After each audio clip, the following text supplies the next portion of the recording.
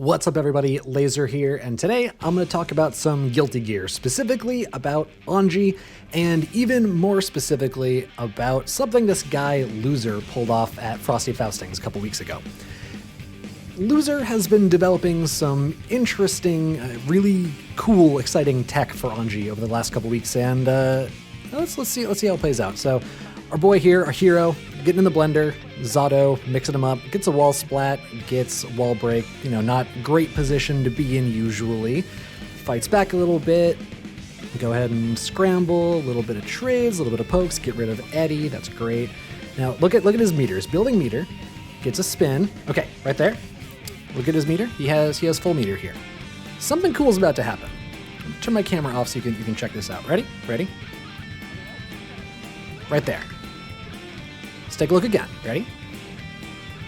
Gonna see a spin. Gonna see him get full meter, and on the butterfly Oki. Spin.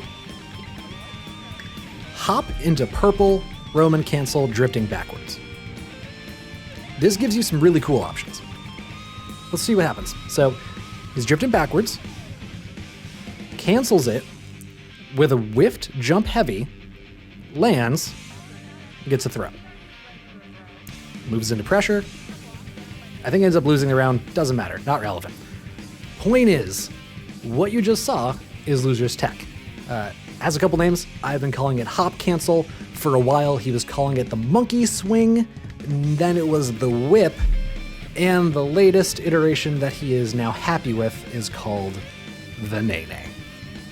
I didn't come up with that name. Don't hurt me. So what is the Nae Nae? The Nae Nae is a setup for Anji that results in an unreactable, unseeable three-way mix off of a heavy knockdown. If you're on defense, there's nothing you can do except guess and try and hope you defended right, the same way as when Milia is running her Oki. So how do we get this mix? Well, first of all, you set it up with a hard knockdown. Usually this comes out of a throw or a 2D sweep to get a knockdown. It can also come off of a Ko in the corner. Sometimes supers can work.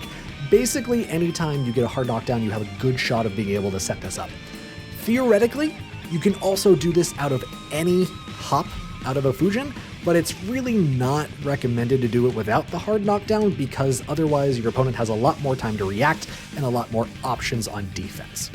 After you've gotten one of those setups, you can go for an OTG to help you auto-time the Kara hop out of Fujin, and then you want to do a purple Roman cancel backwards away from the opponent. This gets you a little bit of space in case they want to do something silly like a DP, talk about that later, and means you can go ahead into any of your three options. What are the options? Well, first one is go for a jump heavy. A jump heavy out of this will whiff, you'll go to the ground immediately, you can go for a throw. This is the most common option, as people aren't really expecting to have to tech a throw, instead they're going to try and block, which means this is usually pretty free. Also, Anji has Butterfly Oki as a win condition, which means you can go ahead and run all of the usual Oki setups that we're used to off of the Nae Nae without a lot of trouble. After that, we have the next option. RC back, go for either a jump slash, like this just did, or a jump punch. This is an unreactably quick overhead that can lead into a full combo, like we see here.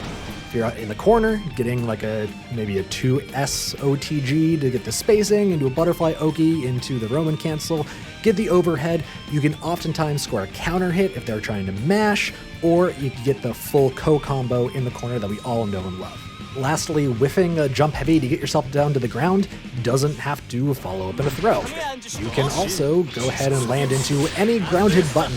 Importantly, you can land into a low. This gives you the three-way mix. You got whiff a heavy into a throw, whiff a heavy into a low, usually 2K, 2D, so you can get a knockdown and run your Oki, or you get an overhead with a jump slash.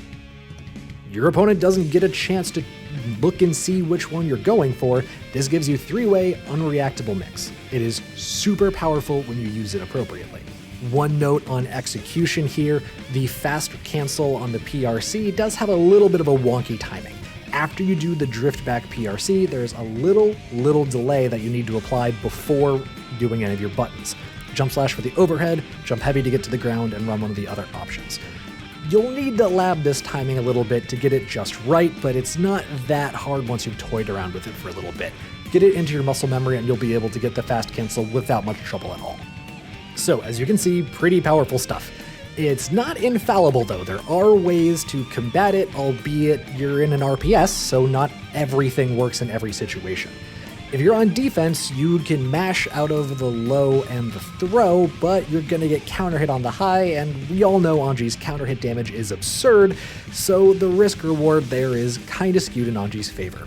You can try and backdash. If you time it correctly, then yeah, you'll dodge the incoming button, assuming Anji didn't throw, so 2 out of 3 odds, right? Pretty good? Well, that's true if you get the backdash timed right. If you don't, Anji can land a close slash, combo off of that is a gajillion damage, you blow up. 224 damage off of you not getting your timing right. Are you seeing a pattern here? Most of these options are usually slanted in favor of Anji. How about jumping? Again, that beats the low and the throw, so you're beating 2 out of 3 options, right? Same kind of story applies as with backdash.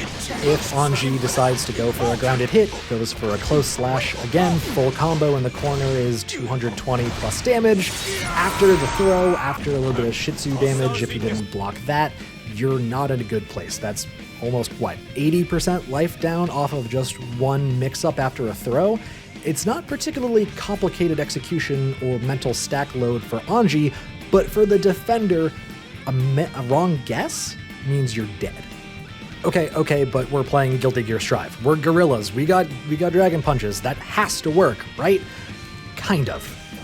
This is actually a safe jump.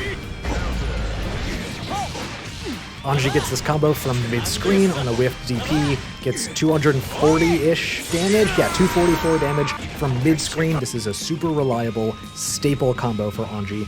Almost anyone who plays Anji will be able to land this if they're good enough to use the Nae Nae, so while it does kind of work, if Anji read it, you blow up again. This is, again, 80% of your life bar off of a throw and then one interaction where you guessed wrong.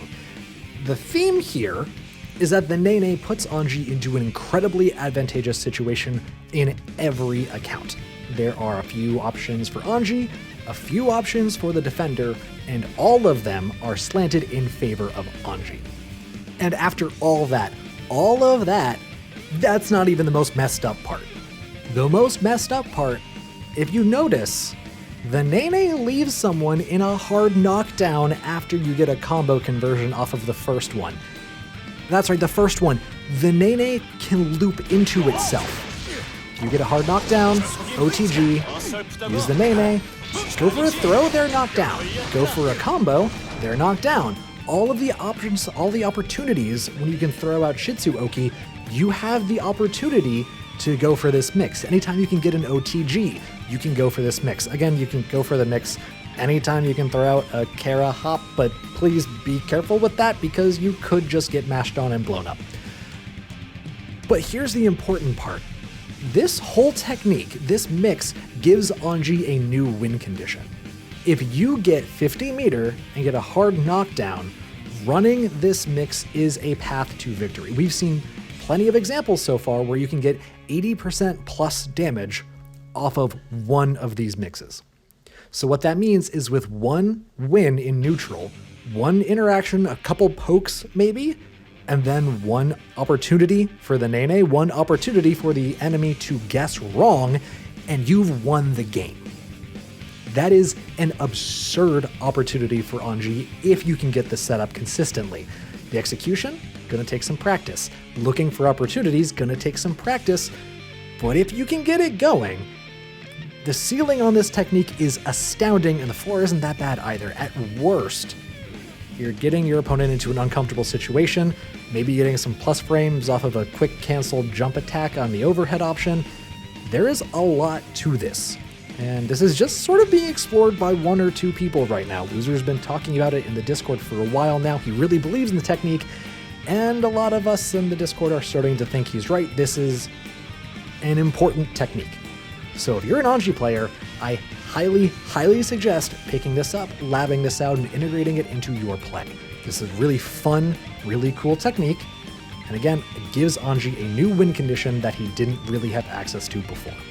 So that's about it. That is the overview of the Kara Hop Mix, the Monkey Swing, the Whip, or losers term the Nae Nae. I've been LaserGician, guiding you through all this. Here's a couple more clips on conversions out of this, other ways you can set up into it. A couple more clips that Loser thought were cool, wanted to be involved. Give the video a like if you want to see more of this tech. Subscribing and commenting is always appreciated, and I'll see you all next time.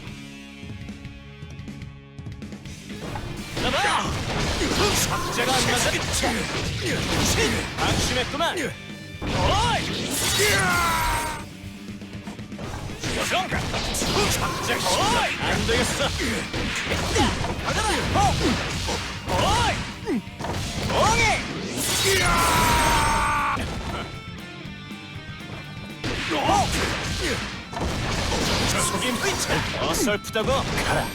아니지. 걸렸구나.